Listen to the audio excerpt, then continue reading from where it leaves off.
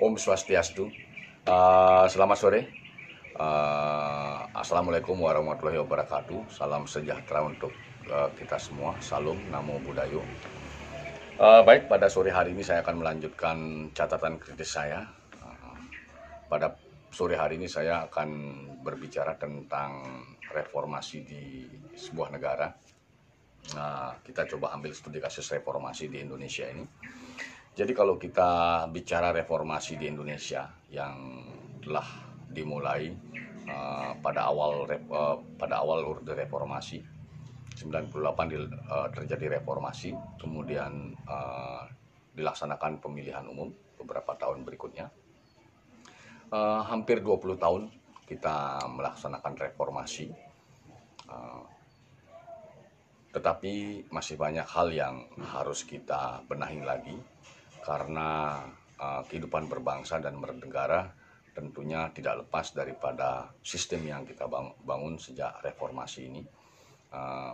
Meskipun sistem ini sendiri sudah digagas sejak awal kemerdekaan, namun pada masa reformasi tentunya kita perlu mengevaluasi kembali, kita perlu memperbaiki sistem kita lagi. Hal-hal apa yang penting sekali yang menjadi titik kritis kita semua, sehingga perjalanan berbangsa dan bernegara ini bisa menjadi lebih baik lagi. Beberapa kali kita melaksanakan pemilu di Indonesia. Salah satu hal positif yang bisa kita ambil dari era reformasi ini adalah semakin terbiasanya masyarakat publik untuk melaksanakan demokrasi secara langsung itu. Nah, ini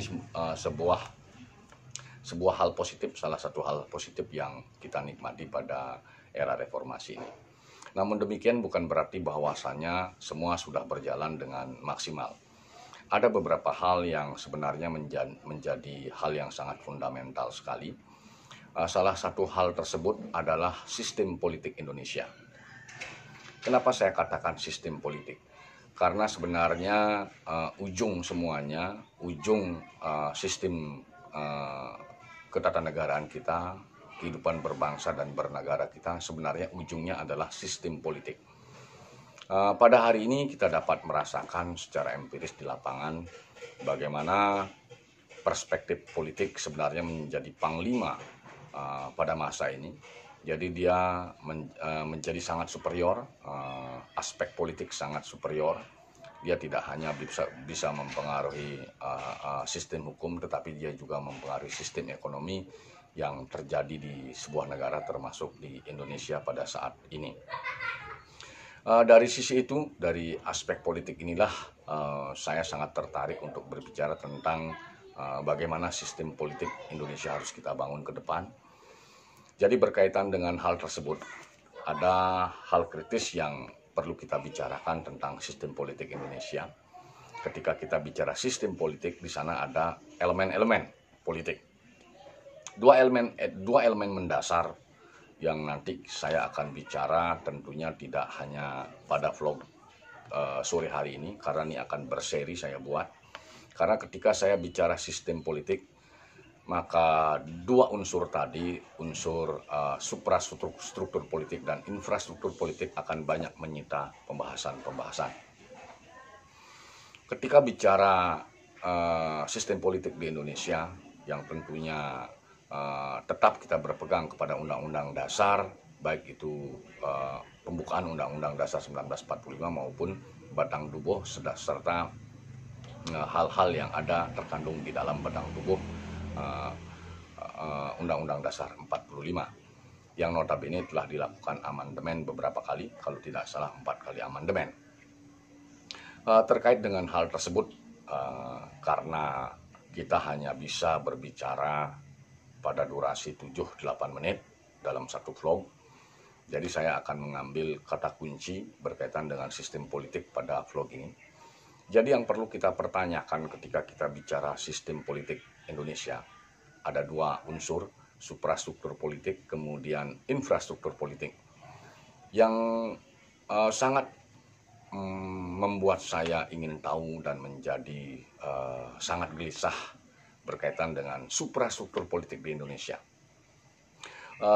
Salah satu konsep atau teori pembagian kekuasaan, ada teori pembagian kekuasaan, kemudian ada teori pemisahan kekuasaan, di mana pemisahan kekuasaan digagas oleh Montesquieu. Jadi beliau menggagas pemisahan kekuasaan, kemudian John Locke menggagas pembagian kekuasaan. Dua terminologi ini sebenarnya mempunyai makna yang sangat berbeda. Ketika kita bicara tentang teori yang digagas oleh Montesquieu sebagai doktrin pemisahan kekuasaan, ketika kita bicara pemisahan, itu berarti kata pisah, artinya tidak bersifat mutlak, yang artinya sewaktu-waktu bisa menyatu kembali. Sementara apa yang disampaikan oleh John Locke, pembagian kekuasaan, itu sesuatu yang sudah dibagi, artinya tidak mungkin ditarik kembali. Nah, di titik kritis ini sebenarnya kita bisa mencermati, mengkonfrontir apakah sistem politik kita menggunakan kiblatnya Montesquieu atau menggunakan kiblatnya John Locke. Terlepas pemilihan kiblat tersebut akan condong apakah dia mengambil bentuk yang digagas oleh Montesquieu atau John Locke. Sebenarnya kita semua di Indonesia harus juga menggunakan rujukan yang menjadi budaya kita di Indonesia. Artinya apa? Artinya apakah orang Indonesia itu lebih condong menggunakan konsep memisahkan atau membagi?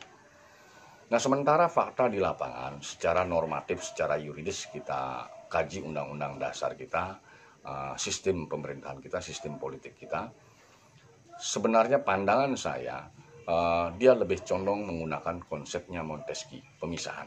Kenapa demikian? Ketika kita bicara suprastruktur politik di Indonesia, ada eksekutif, legislatif, dan yudikatif. Eksekutif dipegang oleh presiden, dia tidak hanya sebagai kepala negara tetapi kepala pemerintahan. Tetapi pada urusan-urusan tertentu, ada urusan-urusan yang masuk kategori yudikatif dan masuk kategori legislatif dimiliki juga oleh presiden. Misalnya urusan legislatif yang ada pada tangan presiden selaku kepala pemerintahan dan kepala negara adalah pengesahan undang-undang. Kemudian urusan yudikatif yang diambil kewenangannya juga oleh presiden. Misalnya tentang pemberian grasi. Nah, ini artinya bahwasanya apa yang digagas oleh Montesquieu berkaitan dengan pemisahan kekuasaan, kita condong mengambil atau condong menuju ke arah bentuk yang digagas oleh Montesquieu. Nah, pertanyaan yang sangat mendasar ketika kita bertanya, kita konfrontir dengan falsafah hidup orang-orang Indonesia dari Sabang sampai Merauke, dari Miangas sampai Pulau Rote, apakah ini sesuai dengan rujukan yang biasa diterapkan di sistem pemerintahan lokal suku-suku yang ada di Nusantara, konsep yang yang digagas oleh Montesquieu ini. Karena pandangan saya secara pribadi, misalnya tata kelola pemerintahan adat di Bali. Jadi ada sistem pemerintahan lokal, sistem desa adat di Bali, meskipun pemimpinnya itu adalah bendesa adat atau ketua adat, tetapi apa yang dilakukan oleh bendesa atau ketua adat itu merupakan hasil musyawarah desa adat. Jadi bendesa tidak memegang kekuasaan mutlak sebagaimana konsep yang diterapkan dalam potret sistem ketatanegaraan kita, di mana meletakkan presiden selaku kepala pemerintahan dan kepala negara. Nah, ini mungkin vlog pada sore hari ini bisa saya sampaikan. Kata kuncinya suprastruktur politik, ada pembagian kekuasaan, ada pemisahan kekuasaan. Pemisahan kekuasaan gagasan Montesquieu, Indonesia sepertinya condong lebih mengarah ke gagasan Montesquieu.